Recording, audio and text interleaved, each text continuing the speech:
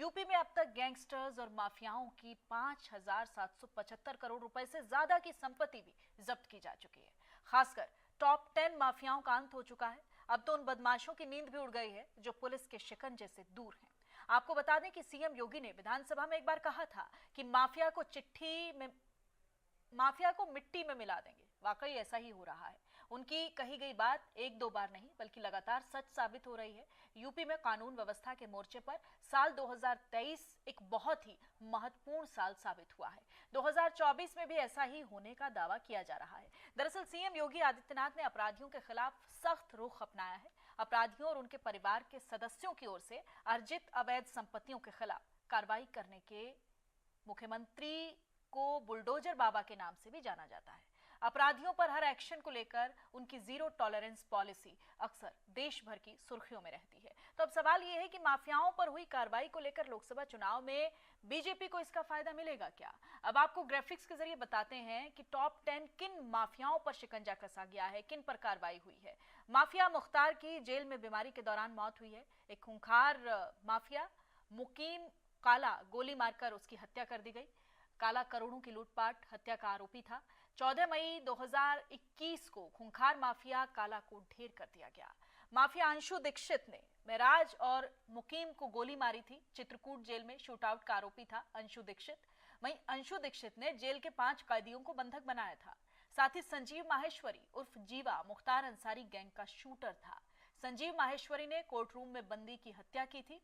आगे आपको बता दें कि अतीक अहमद और अशरफ की गोली मारकर हत्या कर दी गई थी। प्रयागराज में 15 अप्रैल 2023 को पेशी के दौरान अतीक अशरफ की हत्या हुई थी। दोनों की मौत का ये रहस्य बना हुआ है कि अतीक की हत्या के पीछे कौन है। कानपुर जिले में विकास दुबे दहशत का दूसरा नाम था। आपके टीवी स्क्रीन पर लगातार हम स्क्रॉल कर रहे हैं वो कुछ नाम।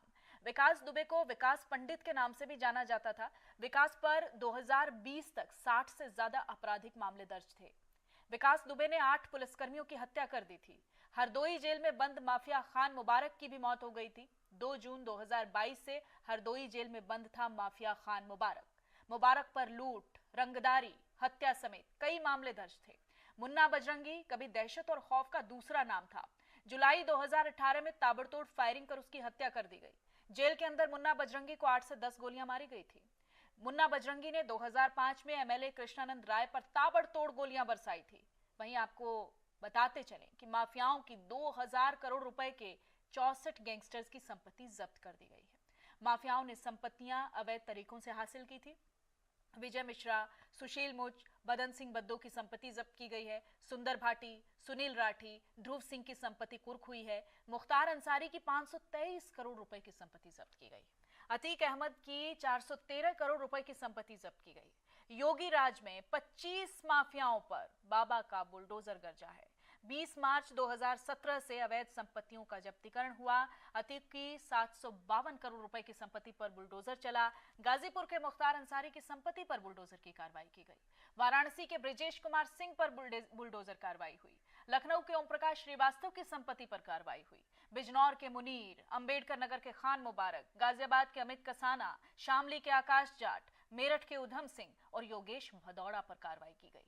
बागपत के अजीत उर्फ हप्पू की संपत्ति पर कार्रवाई की गई। मुजफ्फरनगर के संजीव माहेश्वरी उर्फ जीवा पर कार्रवाई हुई। गौतम बुद्ध नगर के सुंदर भाटी की संपत्ति पर बुलडोजर गरजा। अनिल भाटी, अनिल दुजाना पर बुलडोजर की कार्रवाई हुई। तो योगी राज में माफियाओं पर हुई कार्रवाई को हमने बताया आपको। वहीं सीएम योगी ने बुलंदशहर में प्रबुद्धजनों के एक सम्मेलन को संबोधित करते हुए कहा है कि पिछली सरकारों की दंगा पॉलिसी के कारण प्रदेश में काफी नुकसान हुआ है और यहां तक कि बुलंदशहर को अराजकता और आतंक का अड्डा बना दिया गया। आगे सीएम योगी ने क्या कुछ कहा है वो भी आपको सुनवाते हैं और इंडिया न्यूज के संवाददाता की एक रिपोर्ट भी आपको दिखाते हैं। पिछली सरकारों की दंगा पॉलिसी को भी आप लोगों ने देखा है। दंगा होता था। मैं 2017 में जब आया था यही विधानसभा चुनाव का शुभारंभ करने के लिए, जब मैंने यहां पे चुनाव की बात कही तो लोगों ने कहा, अरे साहब यहां पे तो एक सरकार का एक मंत्री ऐसा है कि जो उसके सामने कौन बोल पाएगा। यानी सरकार के संरक्षण में और आम जनता की आवाज को किस कदर बंद कर दिया जाता था, व्यापारी असुरक्षित, बेटी असुरक्षित, नौकरी पेशा वाला असुरक्षित, अन्नदाता किसान असुरक्षित, युवा का भविष्य असुरक्षित। सुरक्षित था तो केवल गुंडे थे या कुछ चंद परिवार थे, और आज जो गुंडे पहले सुरक्षित थे आज वे असुरक्षित हुए हैं, और जनता जनार्दन, बेटी हो व्यापारी हो, जनता जनार्दन सुरक्षित महसूस कर रहा है। एक वोट की कीमत है, एक वोट हमारी किस्मत को, उसकी तकदीर और उसकी तस्वीर को बदल सकता है, और उसको या फिर उसको बर्बादी के रास्ते पर भी ले जा सकता है। लोकतंत्र का उपयोग करेंगे तो भविष्य को सुनहरा उज्जवल भविष्य की ओर अग्रसर लेके चल सकता है, लेकिन उसका दुरुपयोग करोगे, गलत हाथों में जाएगा तो उसको बर्बाद करने में चूकेगा भी नहीं, और यही होता था। बुलंदशहर में अपने संबोधन के दौरान मुख्यमंत्री योगी आदित्यनाथ कहते हुए नजर आए कि उत्तर प्रदेश में पहले कोई सुरक्षित नहीं था, लेकिन अब गुंडे बदमाशों के अलावा हर कोई सेफ है। सीधे तौर पर कहा जाए तो पिछले 7 सालों में, यानी मुख्यमंत्री योगी आदित्यनाथ की सरकार के वजूद में आने के बाद उत्तर प्रदेश के पूर्वांचल से लेकर पश्चिम तक, पश्चिम के दुर्दांत अपराधियों से लेकर पूर्वांचल के सिंडिकेट माफिया तक, हर कोई उत्तर प्रदेश की सीमा छोड़कर भागता नजर आया, और जो सीमा में मौजूद रहे वो कभी पुलिस की मुठभेड़ का शिकार हुए तो कभी माफिया अपने गैंगवॉर में ढेर होते नजर आए। शायद यही वजह है कि पूर्वांचल के सिंडिकेट अपराध में ना सिर्फ बड़ी कमी आई है, बल्कि पश्चिम के दुर्दांत अपराधियों ने उत्तर प्रदेश की सीमा को छोड़कर भागना ही मुफीद समझा। और शायद यही वजह है कि मुख्यमंत्री योगी आदित्यनाथ आज अपने भाषण में भी बोलते हुए नजर आए कि अब बदमाश और गुंडे और माफियाओं के अलावा उत्तर प्रदेश में हर कोई सेफ रहेगा। कैमरामैन दीपक के साथ अभिषेक सिंह, इंडिया न्यूज, लखनऊ। हमारे साथ 2 वरिष्ठ पत्रकार जुड़ चुके हैं। इंदुकांत दीक्षित हमारे साथ हैं, आपका बहुत बहुत स्वागत है इंदुकांत जी। धर्मेंद्र पांडे वरिष्ठ पत्रकार हमारे साथ जुड़ चुके हैं। धर्मेंद्र जी, आपका बहुत बहुत स्वागत है। सबसे पहले धर्मेंद्र जी, आप ही का रुख कर लेती हूँ। जिस तरह से लगातार हमने देखा है कि जो उपलब्धियां सरकार की तरफ से गिनवाई जा रही हैं, उनमें सबसे बड़ा जो मुद्दा निकल कर आ रहा है वो कानून व्यवस्था का भी है। साथ ही साथ वहां जो अपराधियों के खात्मे की बात कही जा रही है मुख्यमंत्री की तरफ से, वो भी एक बड़ा मसला है। आप वरिष्ठ पत्रकार हैं, आप तो सारी चीजें बहुत बेहतर तरीके से समझते हैं, जानते हैं। क्या बदला 7 सालों में जो बातें सरकार की तरफ से कही जा रही?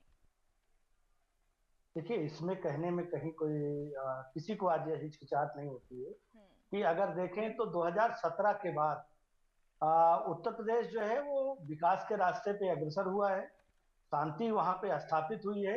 माफिया राज जो गुंडा राज था, चाहे वो देखिए कई तरह के माफिया थे जो है उत्तर प्रदेश में, उसमें जो है एक जो है छिनौती फिरौती के जो माफिया होते थे, आप उसके बाद खनन माफिया थे, वहां पे जो है टेंडर माफिया थे, जिस तरह के भी माफिया शब्द जो शब्दकोश में आता है पत्रकारिता, सभी तरह के माफिया राज्य पे जो है लगभग कंट्रोल लगा है। ये इसमें जो है कोई वो नहीं कि किसी टाइम पे 2017 से पहले ये अगर दिल्ली से जो यमुना एक्सप्रेस ये जाता है आगरा के लिए, इस पे रात में लगभग खबर आती थी कि आज फला को लूट लिया, परसों उसको लूट लिया।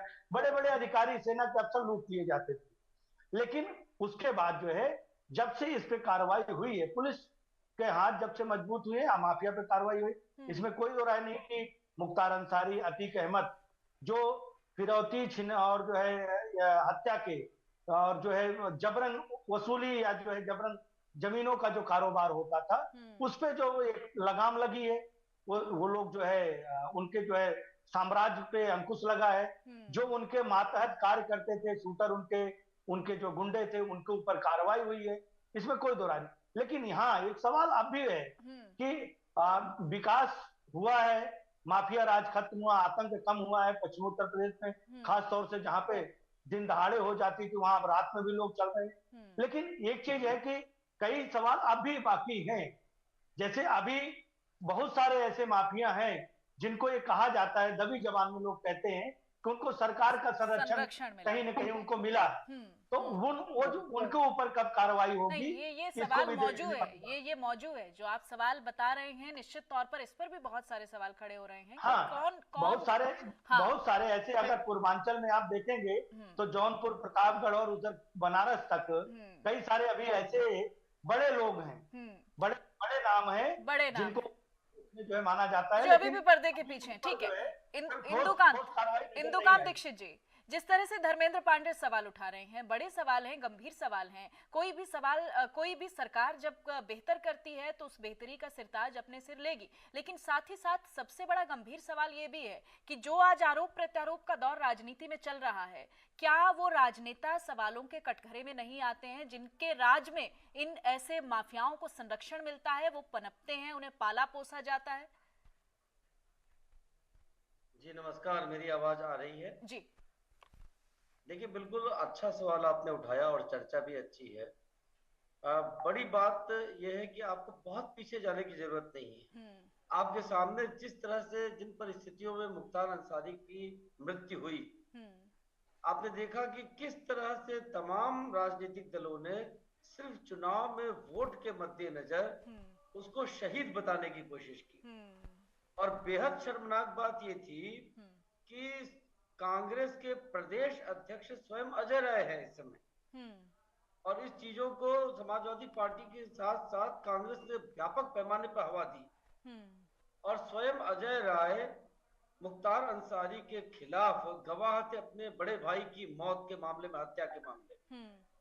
अब आप ये देखिए कि क्या विडंबना है कि जिनके भाई के हत्यारे को सजा दिलवाई योगी सरकार ने, अन्यथा पिछले 3 दशक से 1990-91 में हत्या हुई थी उनकी, किसी भी सरकार में उनके भाई के हत्यारे को सजा नहीं, उनको न्याय नहीं मिला।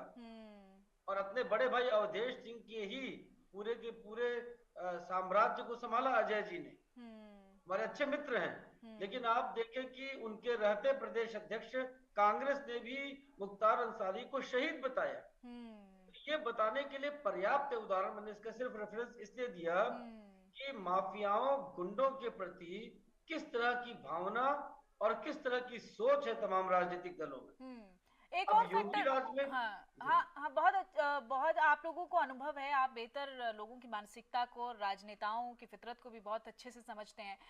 धर्मेंद्र जी, कस्टडी में अगर मौत होती है तो सवाल तो खड़े होते हैं, बहुत सारे सवाल उठाए गए हैं, क्योंकि ये पहली, दूसरी, तीसरी नहीं बल्कि चौथी ऐसी घटना थी जो कस्टडी के भीतर किसी अपराधी की मौत होती है। कानून अपना काम करता है, बेहतर बात है, लेकिन व्यवस्थाओं पर सवालिया निशान भी खड़े होते हैं। कहाँ ये लैक ऑफ कॉन्फिडेंस आ गया कि इस तरह से अगर कोई नेचुरल डेथ भी होती है तो उस पर भी इस तरह का बवाल मचता है, इस तरह के सवाल उठाए जाते हैं? देखिए, ये जो है, जो आपने सवाल किया, ये बहुत जायज सवाल है, और आपके ही चैनल पे इसको मैंने उस टाइम पे उठाया था जब मुन्ना बजरंगी की बागपत जेल में गोली मार के हत्या हुई।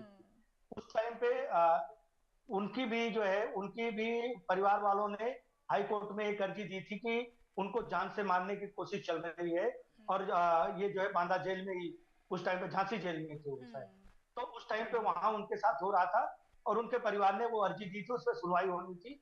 आनंद फानन में वो जो है बागपत जेल आते हैं, और जेल के अंदर आजाद भारत के इतिहास में पहली बार ऐसा हुआ कि जेल के अंदर बाकायदे जो है हथियार गया, वो बंदूक, पिस्टल गई है। उससे पहले तो जितनी भी जेल के अंदर वारदात होती थी वो छुरी से, चाकू से या और अन्य तरह के जो हथियार होते हैं धारदार, लेकिन पिस्टल या जो है बंदूक कभी नहीं जाती थी कि उनकी 2 गुटों की लड़ाई में आ जाए। पहली बार जो है वहां पे बाकायदे जो है अपराधी के पास पिस्टल पहुंचती है और वो उनकी जो है हत्या होती है। सवाल उस टाइम पे सरकार के ऊपर उठे थे। सवाल अभी देखिए, मैं ये सवाल नहीं उठा रहा हूँ क्योंकि अगर मेडिकल रिपोर्ट आ गई है तो, और वो अपराधी थे, उनको आज नहीं तो कल जो है उनको सबको जीवन छोड़ना होता है। उनकी मौत पे कोई हमदर्दी नहीं है। वो जिस अपराधी को जिस तरह से ग्लोरीफाई किया जा रहा है, वो ग्लोरीफाई करना मकसद नहीं होना चाहिए। दीक्षित जी जो सवाल उठा रहे थे, वो ये जो है सोचने वाली बात ये है कि मेरा अपराधी और तेरा अपराधी, जो ये नीयत चली है सरकार में कि ये मेरा अपराधी है और इससे मेरा वोट बैंक मजबूत होगा, तो मैं इसको जो है इसके मौत पे भी मातम मनाऊंगा इसके लिए जो है दुआ भी करूंगा। वो अभी देखने को मिल गया कि जब अतीक की मौत हुई तो उसमें भी किस तरीके से सपा हो, कांग्रेस हो, सबने हो। और बड़ी बात अभी दीक्षित जी ने कही, बहुत सीनियर व्यक्ति हैं, इन्होंने कहा कि जो प्रदेश अध्यक्ष हैं, जो इस टाइम पे प्रधानमंत्री मोदी के खिलाफ चुनाव भी लड़ने की जो है उनकी है, तो अगर ऐसे व्यक्ति के उनकी गवाही पे उनको सजा हुई थी उम्र कैद और उस परिवार को नजरअंदाज करके और मुख्तार अंसारी की जो है मौत पे सवाल उठाए हैं, तो ये कांग्रेस या उनके जो विपक्षी पार्टी है, मुझे लगता है वोट के रूप में इसको तब्दील करने के कवायद की। लेकिन सवाल अब भी खड़ा है कि क्या सरकार ने जो और अपराधी हैं, जो मुख्तार अंसारी, अतीक अहमद के समकक्ष जो माने जाते थे, क्या उन अपराधियों के ऊपर क्या उन्होंने अपराध से नाता तोड़ लिया है? वैसे सुनाई नहीं पड़ता है, बिल्कुल, हर सरकार में ऐसे एग्जाम्पल्स कार्रवाई होनी है। और फिर जब सरकारें बदलती हैं तो इन्हीं लोगों को आधार बनाकर बात की जाती है, इन्हीं लोगों को आधार बनाकर आरोप प्रत्यारोप किया जाता है। ये भी बड़ी विडंबना है। इंदु राज जी, मैं आपसे सवाल लेना चाहूंगी, क्योंकि अभी बहुत डिटेल में अगर हम बात कर रहे हैं अपराध पर, अपराधियों पर कार्रवाई की, तो जिस तरह से कार्रवाई हो रही है मैं थोड़ा उसको भी डिटेल में आपसे चर्चा करना चाहूंगी। बुलडोजर बाबा के नाम से योगी आदित्यनाथ मशहूर हुए, बुलडोजर कार्रवाई हर दिन हमें देखने को मिली अपराधियों पर, लेकिन साथ ही साथ सवाल ये भी खड़े हुए कि जो परिवार हैं, जो परिवार बेगुनाह हैं, उनको किस बात का की सजा दी जा रही है? ये सवाल भी खड़े हुए कि अगर आप एक अपराधी के घर पर बुलडोजर चला देते तो पूरा परिवार वहां पर है, उस परिवार को भी उसका खामियाजा भुगतना पड़ता है। तो ये जो कार्रवाई का तरीका है, ये कितना जायज, आप कैसे देखते हैं इसको? इसका रिव्यू क्या कहेंगे आप? ये मुझसे सवाल है? जी आप इसे देखिए, एक बड़ी प्रसिद्ध उक्ति है रावण के लिए कि बसी कुसंग चाहत कुशल, तुलसी जिय अफसोस, महिमा घटी समुद्र की रावण बसा पड़ोस। समुद्र का भी महिमा घट गया, उसकी भी महिमा घट गई, क्योंकि उसके पड़ोस में रावण था और समुद्र को भी संधान करने के लिए भगवान राम को हथियार उठाना पड़ा। तो देखिए, आपके आस पड़ोस में अगर इस तरह के लोग हों, हमारे देश के बगल में पाकिस्तान ने अपने बगल में तालिबान को पाला, तो आज उसकी क्या दशा है। तो कई बार क्या होता है, कहते हैं ना कि गेहूं के साथ घुन पिसता है, ये इसको उचित नहीं ठहराया जा सकता है। लेकिन अपराधियों को साधने के लिए, खत्म करने के लिए, दंडात्मक कार्रवाई करने में इस तरह की घटनाएं कई बार होती हैं। मैं आपको एक छोटा सा उदाहरण देना चाहता हूँ। मैं 5 वर्ष तक जम्मू कश्मीर में था। वहां आतंकवादी जिस परिवार से निकलते हैं, ट्रेनिंग के लिए जाते हैं, परिवार के लोगों का सीधा उससे कोई हाथ आमतौर पे नहीं होता है। लेकिन जब पुलिस तलाश करने जाती है तो उनके घर पे छापामारी करेगी।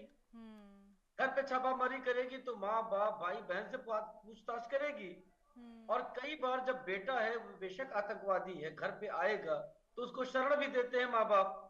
तो ये देखिए, इसको कहते हैं कि जो एक साइड इफेक्ट होता है, ये चीजें होती हैं। लेकिन समाज में अपराध खत्म करना बहुत महत्वपूर्ण है, और इसके लिए अगर बुलडोजर की कार्रवाई होती है तो मैं व्यक्तिगत तौर पे उसको बहुत सपोर्ट करता हूँ। हाँ, आंख मूंद के ऐसी कार्रवाई नहीं होनी चाहिए। आपने देखा कि ऐसे मामले कोर्ट्स में भी गए और कोर्ट्स में टिक नहीं पाए, जो कि सरकार ने निश्चित तौर पे उस पर कानूनी पहल का अध्ययन करके कार्रवाई किया। और एक बात और कह दूं, कई और प्रदेशों में इसको रेप्लिकेट करने की कोशिश की गई, आंख मूंद कर, वहां कोर्ट ने उस पर रोक लगाई, इंक्लूडिंग दिल्ली। तो अगर सरकार सोच समझ के कार्रवाई करती है और उससे इस पे नियंत्रण होता है तो बहुत बड़ी बात है। और एक अंतिम उदाहरण दूं, देखिए, सड़क पे नमाज अदा करने, सड़क रोकने पर योगी प्रशासन ने कितनी सफलतापूर्वक रोक लगाई है। ऑन दी अदर हैंड, एक वायरल वीडियो आपने देखा होगा, मंगलुरु में लगभग 4 घंटे तक नेशनल हाईवे रोक कर करके इफ्तार पार्टी कराई गई। उस पे कल की बात है कि अपने चुनाव आयोग ने नोटिस भी जारी किया है आचार संहिता उल्लंघन का। तो इस तरह की हरकतें इसी देश में हो रही हैं, जहां पे कानून व्यवस्था के नाम पे, या आप कहते हैं कि माइनॉरिटी के नाम पे आपकी और प्रोटेक्शन देने के लिए, वोट के लिए काम करते हैं। जी बिल्कुल। धर्मेंद्र जी, अभी कार्रवाई पर ही बात हुई तो बहुत सारे फर्जी एनकाउंटर्स पर भी सवाल उठे, हमने देखा बहुत विपक्ष की तरफ से भी बयानबाजी हुई उसको लेकर, और कई तरह के गंभीर सवाल खड़े हुए कि एनकाउंटर्स फर्जी हैं। उसकी कुछ लिस्ट भी सामने आई, कुछ आंकड़े भी सामने आई। इस पर आप एज अ जर्नलिस्ट किस तरह से देखते हैं? नहीं, देखिए, जब ये शुरू में 2017 के बाद जब एनकाउंटर चालू हुआ था माफिया के खिलाफ, उस टाइम पे क्या है कि पहली दफा जो पहला टर्म था मोदी योगी सरकार का, उसमें पुलिस प्रशासन को काफी हद तक छूट मिल गई थी। और जब छूट मिली तो पुलिस निरंकुश हुई। पुलिस ने कुछ आपसी रंजिश और या कुछ जो है उनकी जान पहचान पे या एक दूसरे से मिल करके ऐसे बहुत सारे केस हुए जहां पुलिस के ऊपर सवाल रहे कि पुलिस ने यहाँ पे जो है किसी कारण से जानबूझ करके गोली चलाई या एनकाउंटर दिखाया। ये ऐसे सवाल उठे जिसपे जो है मुझे लगता है बाद में योगी सरकार ने उस पर सख्ती से कार्रवाई भी की और 2020 के बाद 21 में जो है इस पे अंकुश लगता दिखाई पड़ा कि जब पुलिस जो निरंकुश थी, जो जानबूझ करके जो है एनकाउंटर कर रही थी कि बेशक किसी के इशारे पे कर रही थी या कहीं से उनके कोई साथ थी कि ये इसको ये कर देंगे, उस पर कंट्रोल हुआ। आज अब इस बारे में तो नहीं कहा जा सकता है, अब जो हो रहे हैं वो एनकाउंटर पे सवाल जो है आप देखो बहुत कम उठ रहा है, क्योंकि अब जो एनकाउंटर हो रहे हैं फर्जी एनकाउंटर पहले टर्म में खूब हुए और उसमें कई सारे निर्दोष लोग जिनके ऊपर एक भी एफआईआर नहीं थी, ऐसा कई जगह पे देखने मिला। जो किसी बड़े नेता से उनकी रंजिश थी तो उनके ऊपर एक भी एफआईआर नहीं थी, लेकिन उनको घर से ले गई और पुलिस ने उनको मार दिया। ऐसे कई सारे केस आए थे जिन पर जो है हुई भी, लेकिन अब रह गई बात बुलडोजर कार्रवाई की। ये सवाल आपने जो किया था सही है कि अपराधी को, जो दीक्षित जी कह रहे हैं कि अपराधी को संरक्षण देना, वो भी अपराध की श्रेणी में आता है। और कहीं न कहीं परिवार के लोग जब कोई माफिया अपने ब्लॉक में, अपने जिले में जब बड़ा होता है और उसपे उसकी दबंगई चलती तो उसका पूरा परिवार उस टाइम पे उस दबंगई का फायदा उठाता है। और जब उसके ऊपर कार्रवाई होती है तो वो ये कहते हैं कि नहीं ये अच्छा। ऐसे उदाहरण है, सुल्तानपुर में डॉक्टर की हत्या हुई थी अभी लगभग 5-6 महीने पहले। डॉक्टर वो बड़े सर्जन थे, द्विवेदी जी, उनकी जो है शुक्ला जी, उनको जो है एक भाजपा के ही नेता ने, वो जिले के नेता ने जो है उनकी बेरहमी से हत्या की, जिसके बाद उनके ऊपर जो है कार्रवाई हुई, उनके घर उनके ऑफिस में बुलडोजर चला, लेकिन फिर भी उनकी बहुत सारी चीजें जो है जब वो सरेंडर हो गए तो बच गई। मैं तो कहता हूं कि सरेंडर होने के बाद भी उनकी जितनी अवैध संपत्तियां हैं उन पे कार्रवाई हो जो उन्होंने जबरन इकट्ठा की, तब न्यायपूर्ण हो। बिल्कुल आप सही कह रहे हैं। और अपराध और अपराधी का खात्मा किसी भी सरकार के लिए एक प्रायोरिटी होनी ही चाहिए। इंदुकांत दीक्षित जी, आपका बहुत बहुत शुक्रिया हमारे साथ जुड़ने के लिए। धर्मेंद्र पांडे जी, आपका बहुत बहुत शुक्रिया। तो योगी राज में माफियाओं पर ताबड़तोड़ कार्रवाई हुई है और इस कार्रवाई ने कहीं ना कहीं एक प्रभाव भी एक जनमानस पर छोड़ा है, क्योंकि अपराध एक बड़ा मुद्दा है। और जब लोग संरक्षित महसूस करते हैं, सुरक्षित महसूस करते हैं और आसपास ये देखते हैं कि अपराध मुक्त एक सिनेरियो में हम लोग जी रहे हैं, तो कहीं ना कहीं एक संतुष्टि तो आती है और उसका प्रभाव और उसका एक फायदा सरकारों को भी मिलता है अगर वो इस तरह का माहौल पैदा करते हैं। तो फिलहाल वक्त एक छोटे से ब्रेक का है, फौरन होंगे हाजिर।